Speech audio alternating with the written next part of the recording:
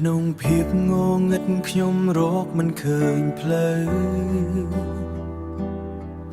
បេះដូងខ្ញុំធ្លាប់ស្លាប់ដោយទុក្ខព្រួយតែព្រះយេស៊ូវទ្រង់បានហៅឈ្មោះខ្ញុំនាំខ្ញុំពីភាពងងឹតទៅកាន់ពន្លឺសេចក្តីស្រឡាញ់ទ្រង់មិនដែលបាត់បង់ព្រះពរអ៊ីឡាញ់ទ្រង់មិនដែលបាត់បង់ព្រះគុណទ្រង់គ្រប់គ្រាន់សម្រាប់ខ្ញុំព្រះយេស៊ូវទ្រង់ជាពន្លឺជីវិតខ្ញុំបំភ្លឺផ្លូវខ្ញុំឲ្យដើរទៅមុខនៅពេលខ្ញុំសា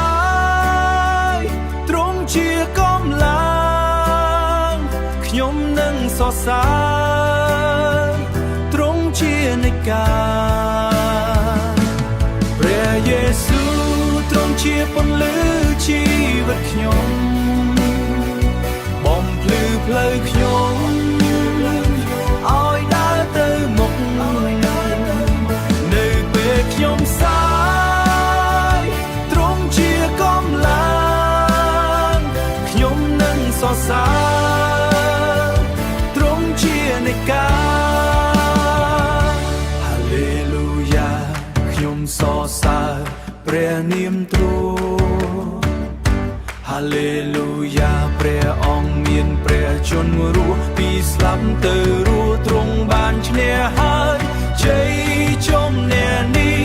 ជារបស់យើងព្រះយេស៊ូវទ្រង់ជាពន្លឺជីវិតខ្ញុំបំភ្លឺផ្លូវខ្ញុំឲ្យដើរទៅមុខនៅពេលខ្ញុំសា